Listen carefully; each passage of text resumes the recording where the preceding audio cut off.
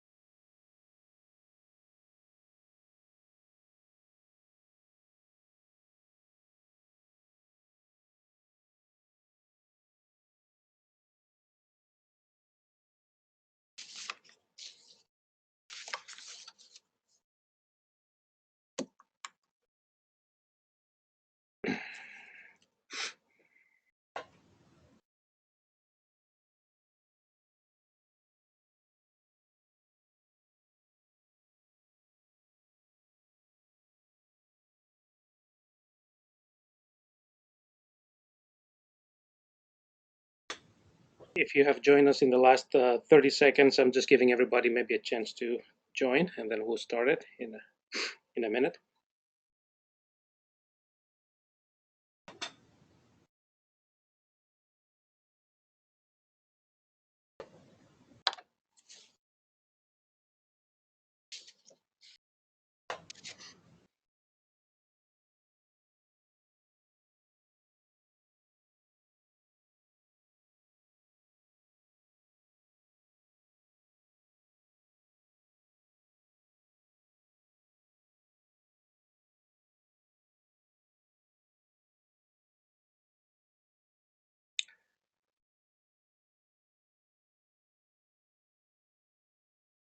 All right, Dr. Thompson, are you ready? Okay. All right, welcome everyone. This is our third webinar, which is part of the ACSM Northwest Educational Webinar Series, supported by a grant by the American College of Sports Medicine. My name is Harry Papadopoulos. I am the past president of ACSM Northwest, and I will be the moderator of this webinar. Before I introduce our speaker, a few things I would like to mention. I want to remind you that the abstract deadline for the ACSM Northwest Conference is this Friday, December 13th. On Friday is also the deadline for the early bird registration, so don't forget to register for the conference. I also want to remind you, if you are not aware, that the ACSM Northwest Conference will take place on February 28th and 29th at the beautiful campus of Boise State University. We have a great lineup of speakers, new and exciting events that are the recipe for a great conference, and I hope to see you there. Another thing that I want to let you know is that if you want to post a question for our speaker, you can click on the question mark that's on the top of your screen and type your question. At the end of the presentation, I will ask a few of those questions, so please make sure that you post some of your questions to our presenter, depending, of course, on time that we have available. So it is my privilege to introduce our webinar speaker, Dr. Walt Thompson. I know Dr. Thompson for 25 years, and I took the liberty to reduce his extensive CV to few things. Otherwise, I would have taken the entire webinar time to talk about his illustrious career. Dr. Thompson is the Associate Dean for Graduate Studies and Research and a tenure Regents Professor of Kinesiology and Health at Georgia State University. His service to ACSM is impressive. He served as the chairman of the ACSM Committee on Certification and Education, chairman of the ACSM International Relations Committee, chairman of the ACSM American Fitness Index, chairman of the ACSM Publications Committee, and the founding chairman of the Committee of Accreditation for the Exercise Sciences for the Commission of Accreditation of Allied Health Education Programs. He has also served as the ACSM's president for 2017-2018. And despite all this service, he finds time to work on his passion, which is on his personal interest in at-risk kids living in inner cities. And he serves as the executive director of the After School All Stars Atlanta, a comprehensive after-school initiative for middle school children now in 23 inner city cities with an average daily attendance of 3,000 and 2,000 in 8 summer academies. So with that, I will pass the microphone to Dr. Thompson. Thank you very much, Harry, and thank you for the invitation. I sincerely appreciate spending some time with you and with the Northwest chapter of American College of Sports Medicine, one of our more important chapters. And thanks also to Evan for helping us set this up. Sometimes technology can be a challenge, but Evan made this very simple. What I'd like to talk with you today about is one of the two signature programs of the American College of Sports Medicine. We know it as the American Fitness Index. The American Fitness Index is now more than a decade old. It was launched about the same time as the Exercise is Medicine program, but perhaps Exercise is Medicine is more well known because it touches more individuals and professionals throughout the world. Whereas the American Fitness Index focuses on the most populated cities within the U.S. If you've not heard about the American Fitness Index, I'm going to give you a little bit of a primer. This is everything that I talk about today, you can find on the American Fitness Index website. Here it is right here, americanfitnessindex.org. Everything I talk about today and much, much more can be found on the americanfitnessindex.org website. The American Fitness Index has been funded since we started in 2007 by the WellPoint Foundation, now known as the Anthem Foundation. Over the past more than a decade, the Anthem Foundation, formerly the WellPoint Foundation, has donated to ACSM over $1.1 million for us to be able to produce the American Fitness Index each and every year. Now, you might be familiar with indices like this. Most of them, however, will focus on either personal health indicators or the personal health status of any given population. It might be a city, it might be a county, it might be a state, but most of them will drill down and focus primarily, if not exclusively, on personal health status. Others will focus on community assets, that is, community assets that support healthy lifestyles. But for the first time, the American College of Sports Medicine combined both these personal health indicators and these community assets into a single index. Now, the importance of that is that we can find out what the health status is of a population, but it does not answer the important question: if I live in a community, will the community assets, will the community support my desire to be healthy? So that's essentially what we've tried to do with the American Fitness Index. I explained that in very brief terms, but it's a very complex kind of scenario, which I'm going to show you a little bit later. Personal health indicators, there are two indicators: preventive health behaviors and levels of chronic disease conditions. So we sought specific databases that would tell us something about preventive health behaviors within a city and also the levels of chronic disease conditions. So those are the two, much more complex than this, I'll show you in a few minutes, but those are the two kind of levels of personal health status that we were looking for. And then the community assets, as I mentioned, we wanted to find out if there were community support mechanisms, or is there a built environment that will allow us to be healthy or promote us to be healthy, or at least take down some of the barriers that sometimes influence physical activity. But we also wanted to look at policy. And for example, policy for physical activity might include, and again, I'll be very specific about this later when I show you this, But policies for physical activity might include something like, what is the city or what is the state's requirement for physical education? So the American Fitness Index, funded by the Anthem Foundation, combines both personal assets and community assets into a single index. And we started this back in 2007, launched in 2008.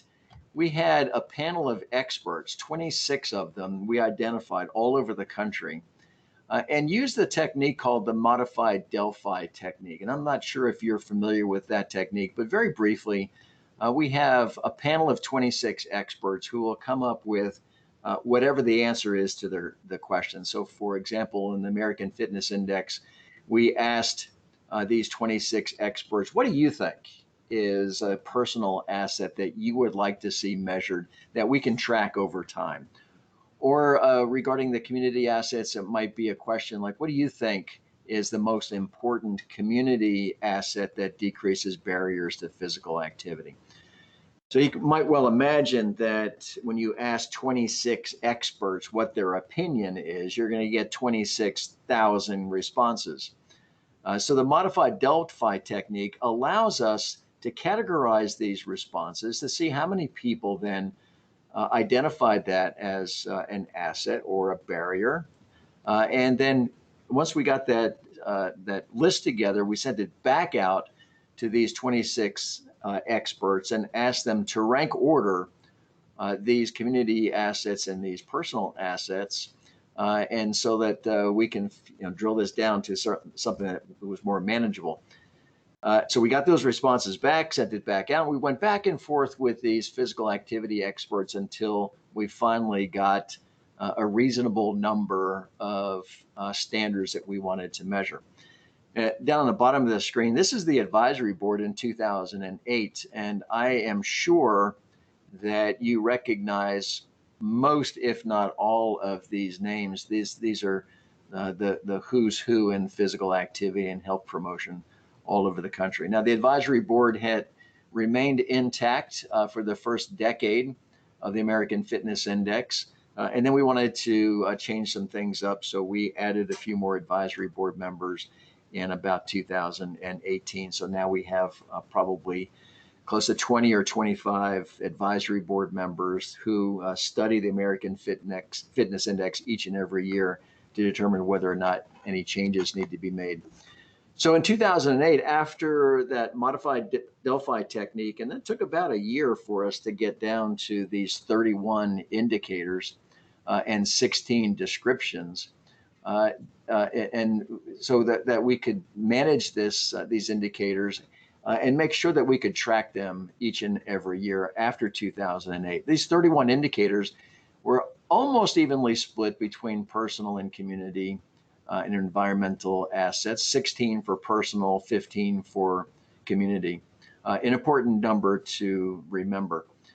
We also identified during that process these sources, trusted, historically trusted, valid, reliable databases. For example, CDC's Behavioral Risk Factor Surveillance Study, the CDC Wonder Program. You can see the list here of various sources of these data that then will become the composite of the American Fitness Index. We still use all of these databases on occasion, and we've added a few more, particularly in the last year or so. I'll identify those in a few minutes. So again, in 2008, we had these 31 indicators split fairly evenly between personal and community assets. And then following that, we knew that these 31 indicators did not have the same weight. So for example, someone who smokes cigarettes, that's more important or should be more heavily weighed than perhaps the number of farmers markets available in the community. So we went back to the 26 experts and we said, okay, we want you to rank these based upon how influential either the personal health indicator was or the community asset was to having someone in the end become more healthy. So we had 31 indicators. These 31 indicators not only identified, but now weighted. And if you're interested in the statistical analysis, I suggest you go to AmericanFitnessIndex.org, because all of what I just indicated is available in the report, including the very complex statistical analysis. So again, what makes the American Fitness Index unique?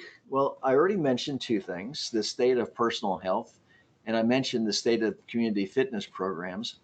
But there are two other important things that are important with the American Fitness Index. One is that we wanted to make sure that all of these measurements were at the local level. We wanted to make sure of that because we wanted to be able to provide these data to individuals, whether it's the mayor, city council, or someone in the community who was going to advocate for changes, whether there be in the personal health indicators or in the community. But we didn't want somebody to come back to us and say, "Hey, you got it wrong because we can't make a change like that because we just don't do that."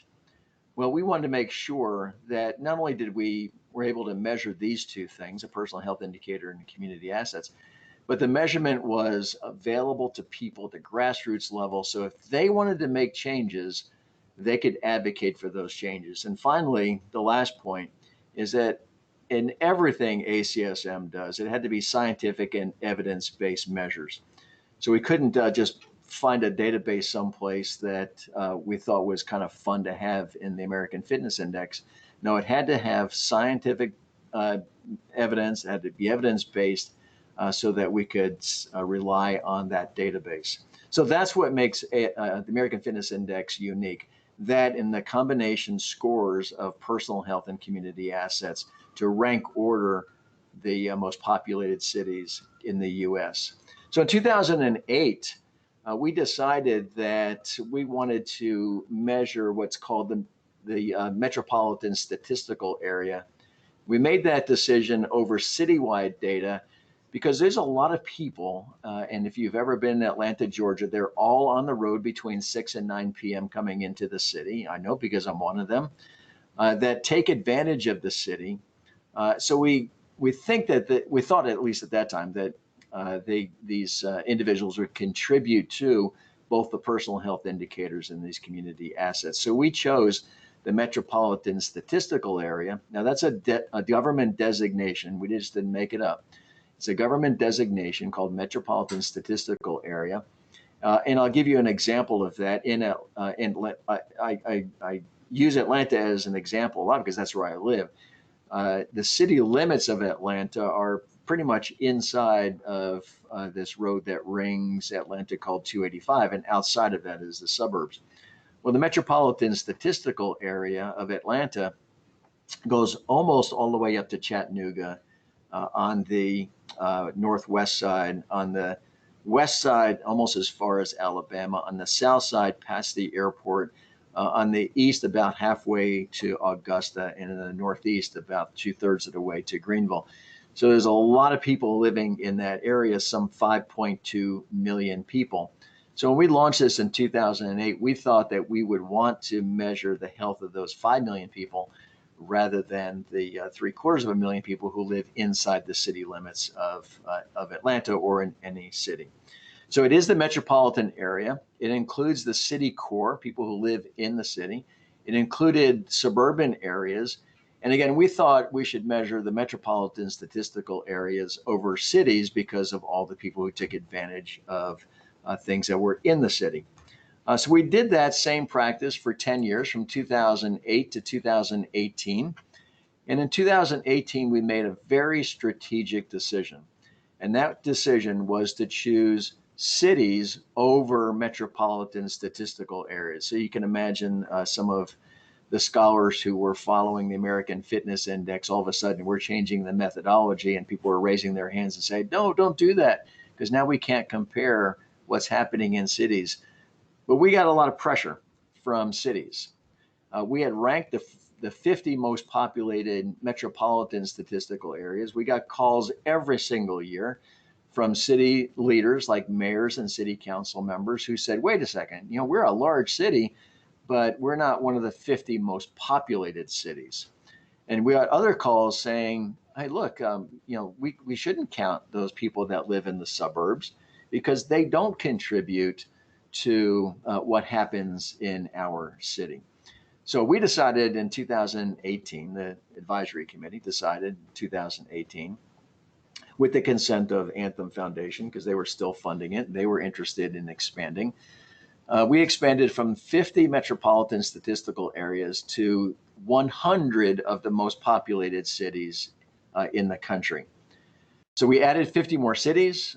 We changed some of the indicators. There are now today 33 indicators. And it's not just health status, but now we're looking at databases that will talk about health behaviors, health outcomes, same as before. The built environment, same as before. Recreational assets, a little bit different than the 2008 to 2018 database, and of course, local policy. And now we're starting to look at funding for things such as, okay, you have a lot of parks, but do you spend money keeping them up? And then finally, what's different since 2018 is we focus on policy, systems, and environment, that change model. Any of you who are in public health recognize the policy, systems, and environmental change model. I'll explain it very briefly in a few minutes. But we added that as an important part of the American Fitness Index because we wanted to be able to answer the question from grassroots advocates. If I want to make a change in my city, how do I go about doing that? So that's policy, systems, and environment. Again, I'll make some more comments about that in a few minutes. So if you go to the American Fitness Index website, here it is right here, I'm pointing to it, americanfitnessindex.org.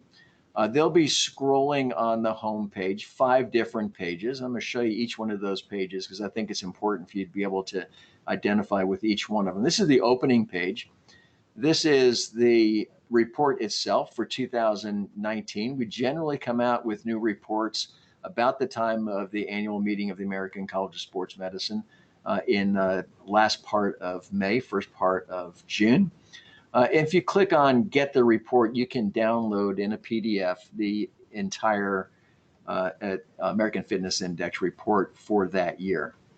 The second page is just fascinating to me. This is, of course, you recognize this is the United States. Here's Alaska, here's Hawaii. But you can scroll, and I'll show you the next slide how we can do that. You can scroll over any one of these 100 cities and find out what their ranking is. The third is what we call the ranking comparison tool. And again, I'll show you how this works in a few minutes. Using the ranking comparison tool, we can look at what the number one city was for whatever asset we're looking at. And then what happened in that number one city, whatever that number was, that score was, and then up to 3 different cities. So if you click on read more, you'll come to that screen. Again, I'll show that to you in a few minutes. And the fourth screen is we've developed an infographic, actually a series of infographics that you're welcome to download and use any way that you would like to use. Some of us like to use it in presentations like this. Others like to use it to hand out to patients and clients. But it's a nice way for you to communicate what's happening in your city to your patients or clients. And the last page is what we call the Community Action Guide. We had been asked for the first several years of the American Fitness Index, if I want to make some changes in my community, how do I do that? So we would call them up and say, well, you have to have meetings with your mayor or whatever it happens to be. But we were asked to be able to provide something in writing, some kind of guide that communities can use. And so we call it the Community Action Guide. It's updated yearly. If you want a copy of it, you can click on Get the Guide. And it'll show you a step-by-step process to make significant changes within your own city. So those are the 5 opening pages of the American Fitness Index. This is that map that I mentioned to you. In blue are the top 15 cities. Here's Arlington, Virginia here. You'll be proud to know that this is Seattle out here in the Northwest. And my hometown of Atlanta, you can see I'm not too proud. It's not in the top 20, but it's 22 on the American Fitness Index. So you can scroll over any one of these and a box will pop up and it'll show you what the ranking is, the total ranking, and then it'll show you what the ranking and score are for the personal health indicators and the community assets. So before I start revealing what happened in 2019 and what you can do in your own community, just to give you an idea, again, on the rank and the score, we provide each of the 100 cities a ranking that's from 1 to 100. I hesitate to say best to worst, but I'll say it anyway. Ranking from the number 1 city to the number 100 city. And then a score, an overall score, which again is a combination of personal health indicators and community assets. So it's a ranking 1 to 100, and then the score is 0 to 100. The students who are listening in today are probably either in the middle of exams or starting to get exams have exams in the next week. You're for sure interested in the score. Well, so are the cities. So that's the overall ranking and score. And then we provide individual rankings and scores for the personal health indicators and community assets, which could be different than the overall score.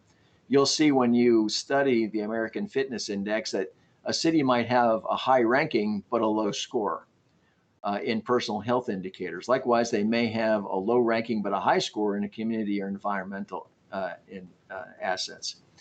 So again, we're going to look at health behaviors and health outcomes for the personal health rank and score, built environment, recreational assets, policy, and funding when we look at the community or environmental rank and score.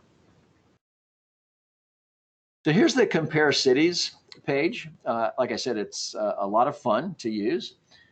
We have, and you'll see this in the next slide, you'll see the highest ranked city in score. You'll have the next column is the 100 city average for each one of the measures. And then you can select 1, 2, or 3 cities to make a comparison. So for example, we could select here Seattle, Arlington, Virginia, and Atlanta. And then we can compare each one of the assets that are measured. And then you can print whatever you'd like to print. So here's what that looks like when I put in Arlington, Virginia as the number 1 city, and then the number 100 city, Oklahoma City. Now, the way this table has been established is it's first got the personal health indicators. Here are the health behaviors and the health outcomes. And then the next page, you'll see the community assets. In this column is the rank and the score for each of the cities, the number 1 city, and compared to Oklahoma City. So let's, for example, let's look at the rank and score of Arlington, Virginia overall.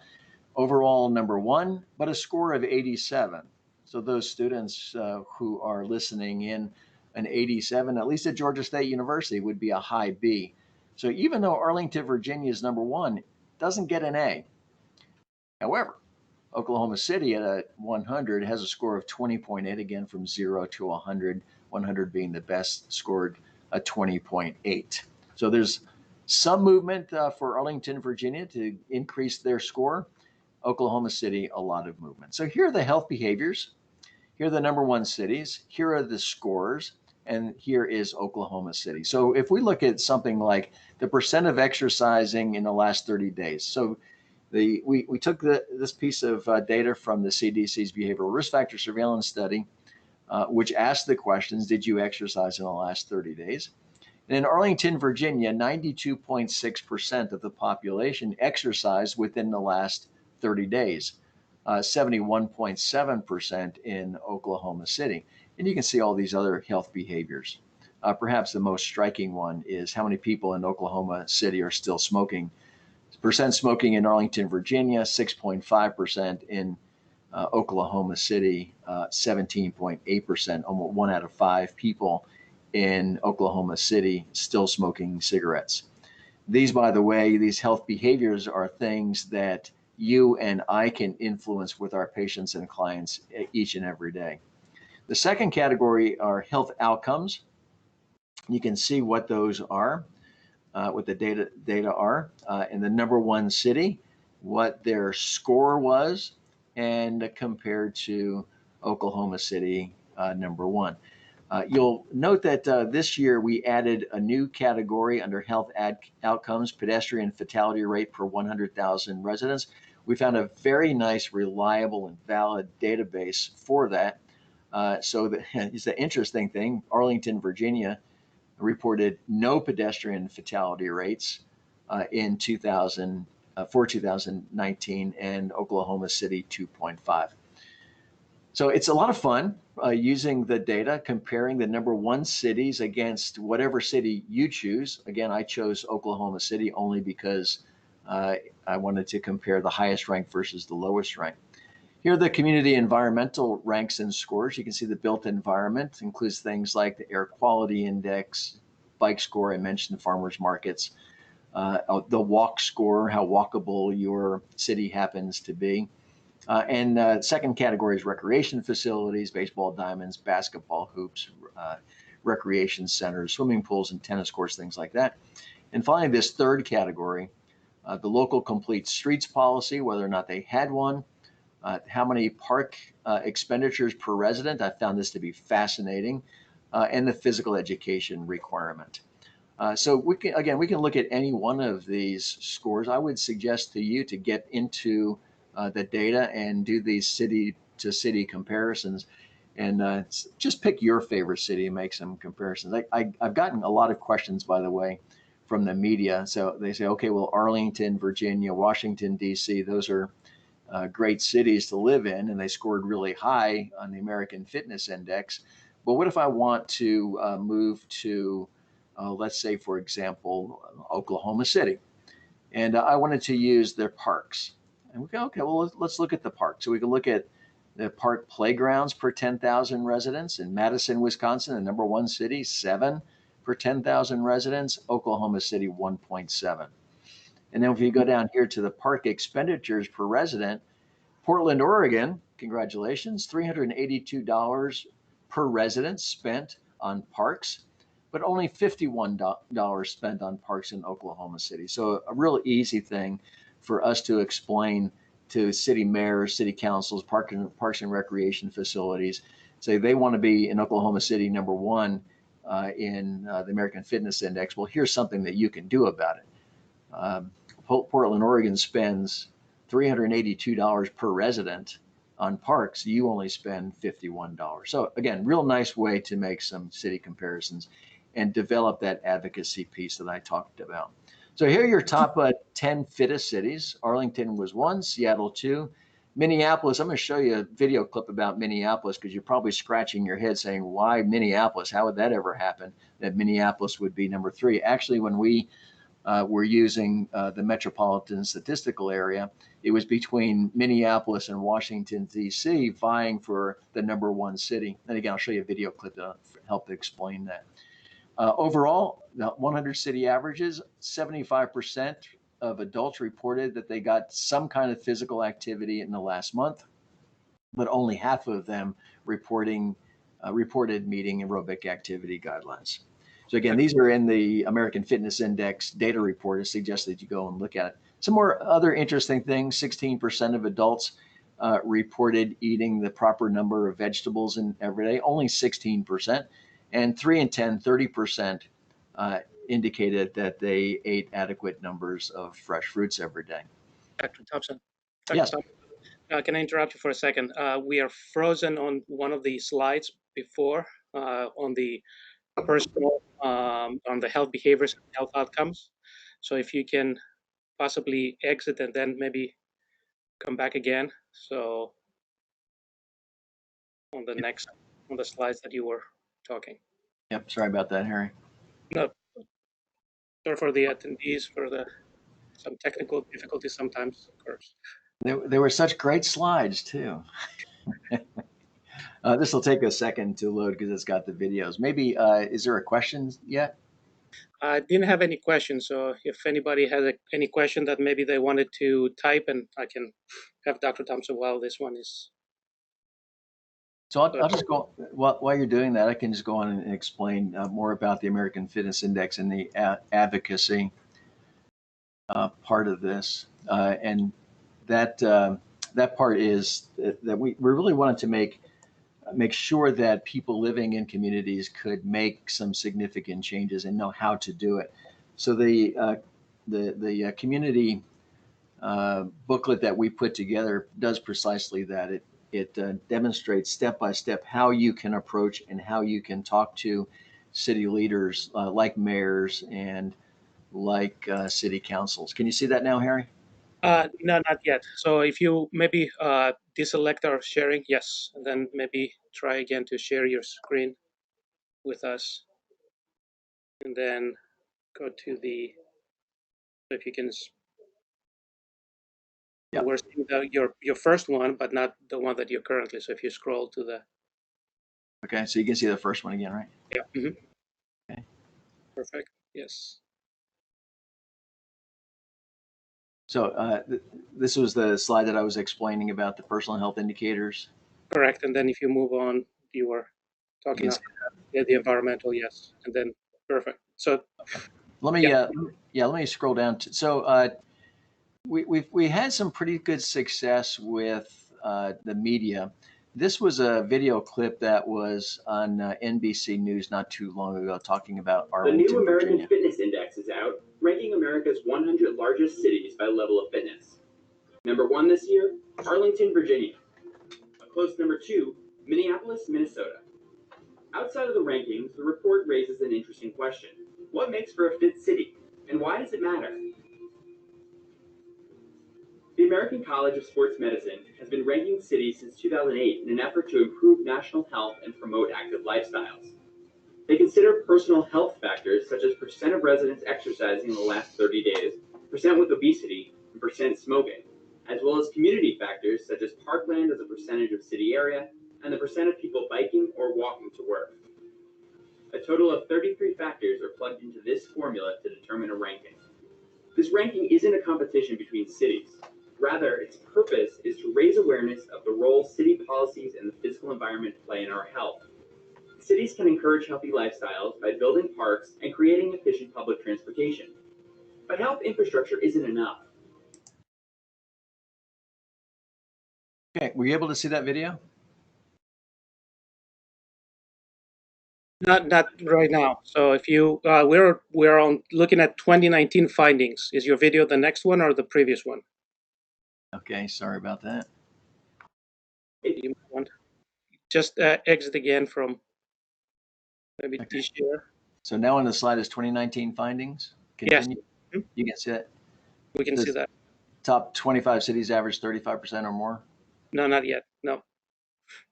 So you might want to exit and then come back again. What slide are you looking at, Harry? 2019 findings continued. 16% of adults reported eating 3+ servings of vegetables per day. Okay, so let me try to go to the next slide. Is that where it hung up? Yes. Now it shows top 25 cities average 35% or more residents. No, it's not. It's stuck on the previous one. Okay. Let me try this. You see the video now? No, you better just again deselect or stop sharing and then do it again. I think something.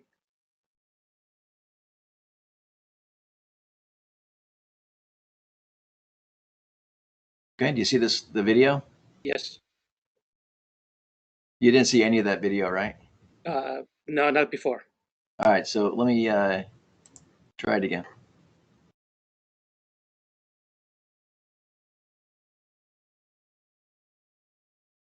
The new American Fitness Index is out, ranking America's 100 largest cities by level of fitness. Number 1 this year, Arlington, Virginia. A close number 2, Minneapolis, Minnesota.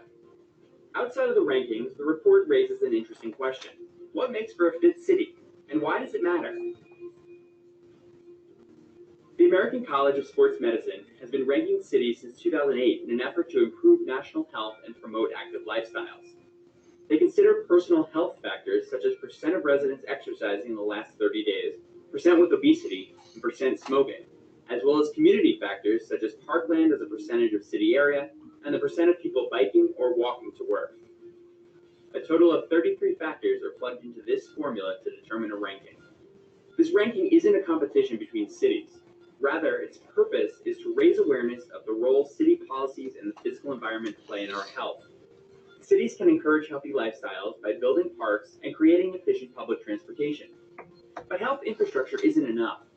It needs to be backed by a population interested in adopting healthy lifestyles, a change that can be spurred by fitness programming and educational campaigns. And it's the combination of these two factors, health infrastructure and residents with a healthy lifestyle, that give Arlington the title of America's most fit city.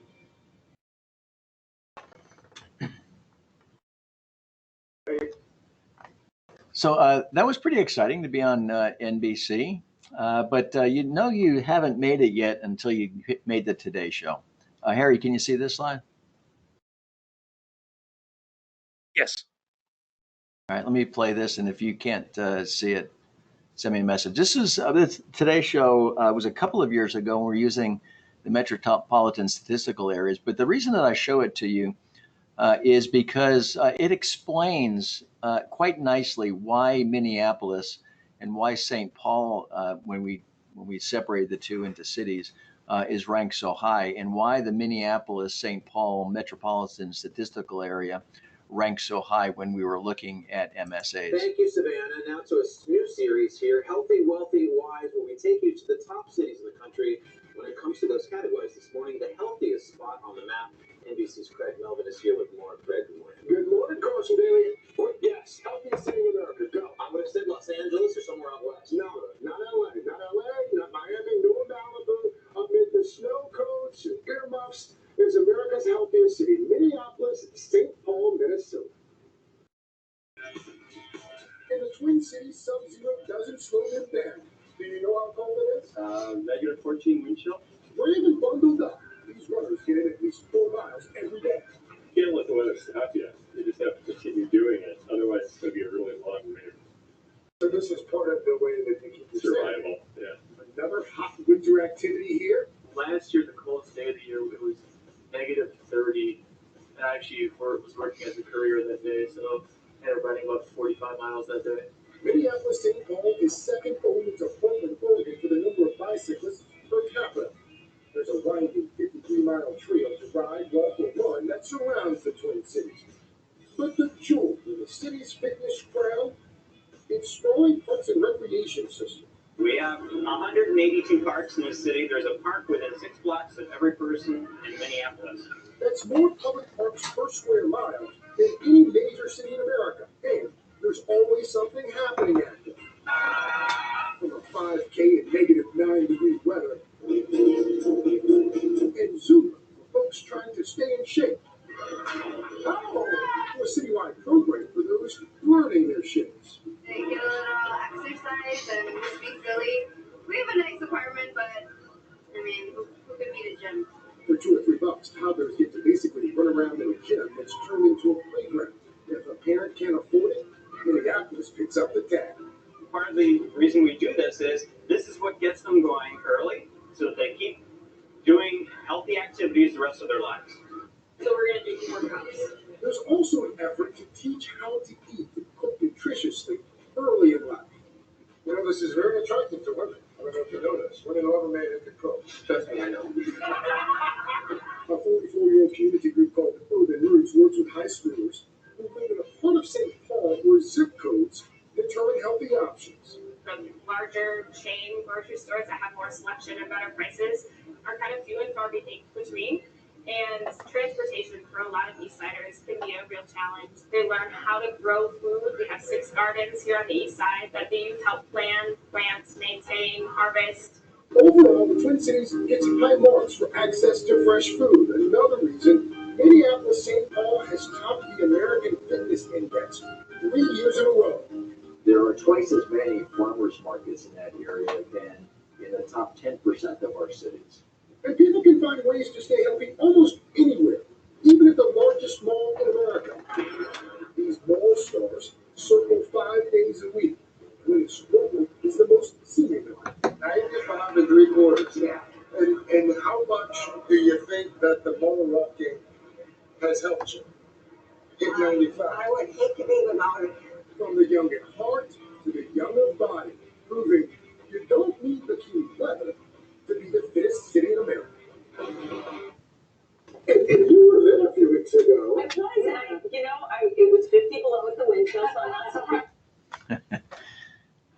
That was fun, exciting to be on the Today Show.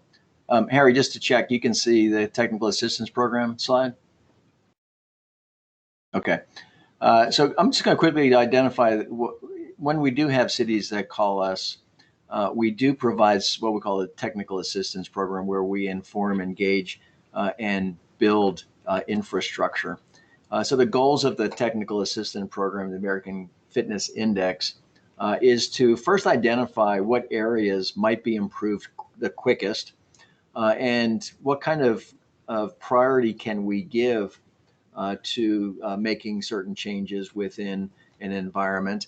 And then those changes can be done as quickly as possible so that we can show that these advocacy programs work. So with a bit more money from the Anthem Foundation in 2011, 2012, we focused on Indianapolis and Oklahoma City. In 2013, 2014, Cincinnati, Las Vegas, and Miami. Met up with some successes, even though Indianapolis and Oklahoma City are still in the bottom 25% of now the 100 most populated cities. We've made some pretty good progress in each one of those cities. Just to give you an example, this is Oklahoma City, Mayor Mick Cornett. This is when Mick got elected as mayor. I think it's ironic that he's standing in front of a sign that says "Feed the Children." Mick called us up one day and said, "Hey, I don't like to be on the bottom of your American Fitness Index list. What can I do?" So myself and a couple of other people went to Oklahoma City, met with this Mick Cornett. He said, "You know what? I have to be the role model here." Well, this was Mick Cornett before American Fitness Index, and this is Mick Cornett today. Second thing that we do is we look for a community team so that we can develop a strategy, and we do the strategic planning session. We work within this policy systems, and Harry says you can't see me any longer. So let me get out of this.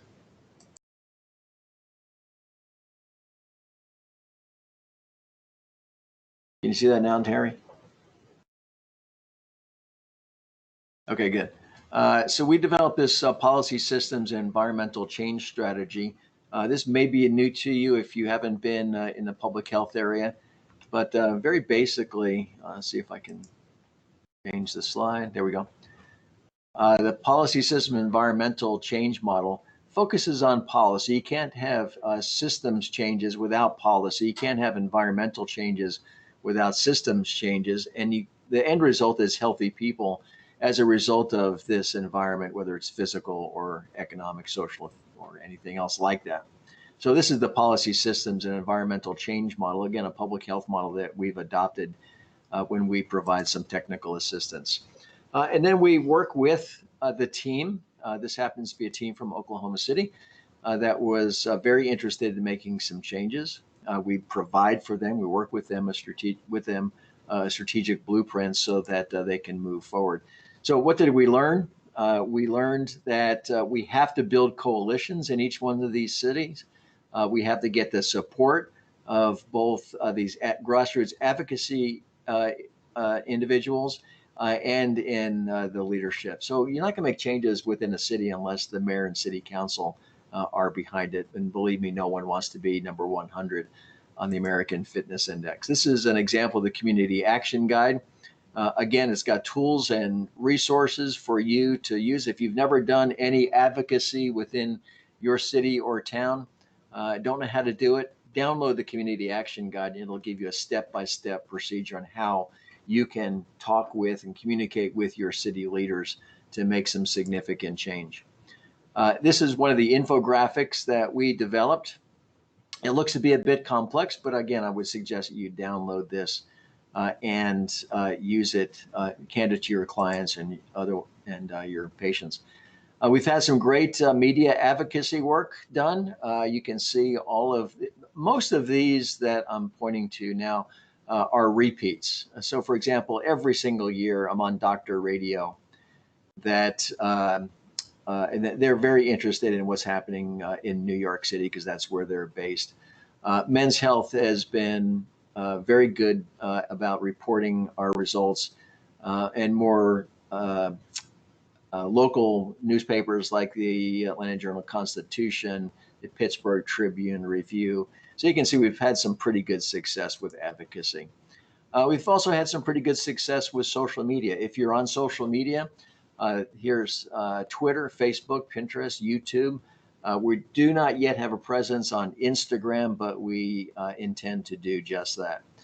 And of course, no one really knows yet what the impact of social media might be for now and into the future.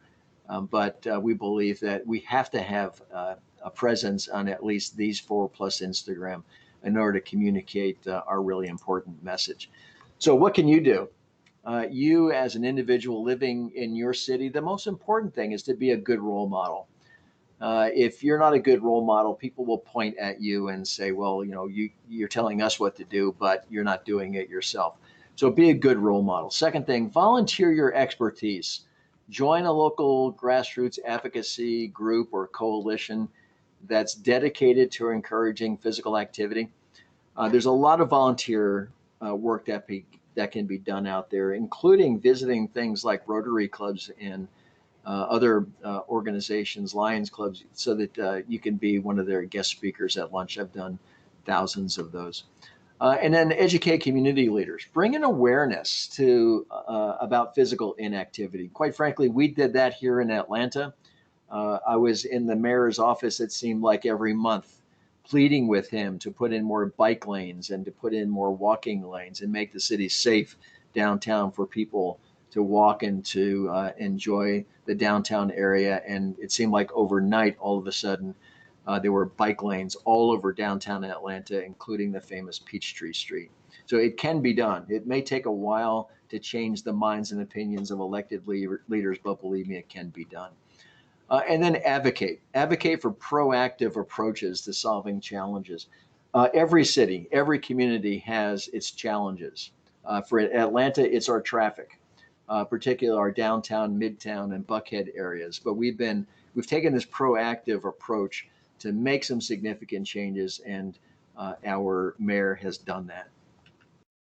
I'm not going to have time to show you Walk in the Park, but this is a grassroots advocacy just an example of it. I'll make sure that we post this for you to take a look at. So we have a few minutes for questions. I wanted to make sure that we had enough time for questions, but I would urge you, anyone who's interested in the American Fitness Index, to go to the AmericanFitnessIndex.org. Again, one of the two signature programs of the American College of Sports Medicine, the other one being the Exercise as Medicine. If you want to learn more about the American Fitness Index, or you want to volunteer to be on a committee, the American Fitness Index, there is the email address, afi@acsm.org. Follow us on social media and participate in social media. With that, Harry and Evan, thank you, and everyone, thank you so much for allowing me this opportunity to talk about one of my most favorite programs within the American College of Sports Medicine, the American Fitness Index. Thanks so much. Thank you, Dr. Thompson, for the presentation. I have a couple questions so far, so I'm going to ask the first one. Is there any indication that the American Fitness Index has affected local economies? Yeah, let me give you a very specific example about that. When we visited Mick Cornett, the mayor of Oklahoma City, he brought into that meeting all of the leadership within Oklahoma City, including Parks and Recreation, and the Department of Parks and Recreation. And we learned at that one meeting that they were doing a complete renovation of one of their major parks in downtown Oklahoma City. And so we asked about that. What are you doing with this renovation? And they told us they're going to put, a place where music can be played. We have a small lake where people can fish. We're going to have a walking path around it. But he said at the same time, we have 5 acres within this area that we don't know how to program. We have no idea what to do with it, but we know we want to do something that's significant for the city. So we looked at the American Fitness Index, the community assets part of it, And notice that Oklahoma City, believe it or not, Oklahoma City, who is surrounded by farms, had the least number of farmers markets inside the city limits.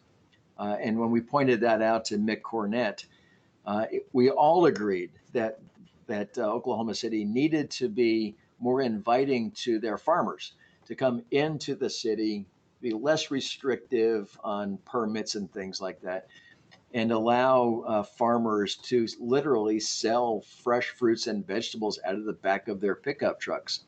And I said to Mick Cornett that day, that's what you can do with that 5 acres. You can turn it into a Saturday farmers market, have stalls all over the place if you'd like to, or just have places where farmers feel free to bring in their fresh fruits and vegetables and without restriction sell them out of the back of their pickup trucks. Now, today, it's one of the most successful farmers markets in the country. Literally hundreds of farmers from the surrounding community of Oklahoma City come into the city, use the park. People are using the parks for other reasons. They come by the farmers market and buy their fresh fruits and vegetables.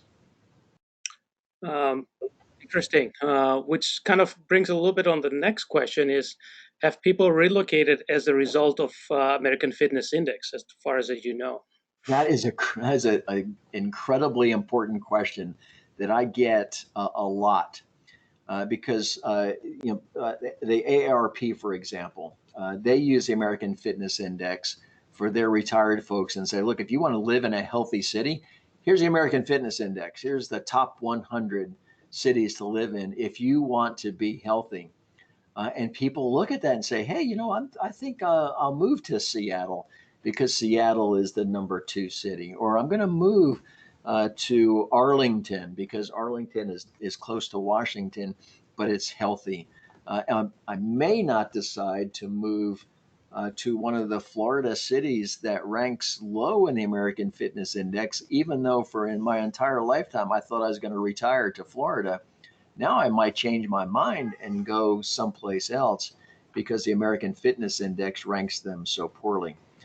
So yeah, we get a lot of questions, particularly from people who are about to retire or making a significant business decision, whether they want to locate their businesses someplace or if they are interested in moving themselves within their business, they want to move to a more healthy city. So the answer to the question is, yeah, we promote the American Fitness Index for not just for that purpose, but to allow people to make informed decisions. Another question is related about the score. You mentioned that there are factors that are included, but are there any factors that weigh more than others? Yeah. And yes, which ones? Yeah, great question. So I mentioned this a little bit before. It was a little complicated, but when we did this Delphi technique and we identified what those indicators would be, and we narrowed those indicators down to about 30 or 35, we sent those back out to the 26 experts, and we said, okay, which of these is the most important indicator to you? And when we did that, we got these scores back and they rank ordered both the personal health indicators and the community indicators separately, but from the level of importance. So I think before I use the example of smoking, if you smoke cigarettes, that might have a higher impact or greater impact on you than the number of farmers markets, for example. So smoking would have a higher weight than the number of farmers markets. So we did that for every single one of these indicators.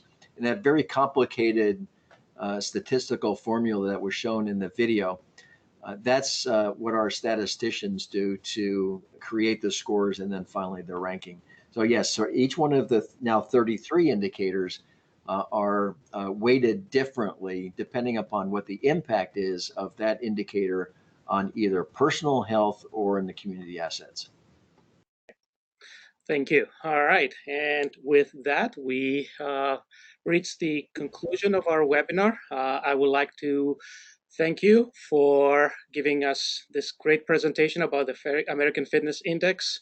I would like to thank everybody for joining us today, and Evan for, of course, our technical assistance on keeping us moving. Thank you, everyone, and enjoy the holidays. Thank you.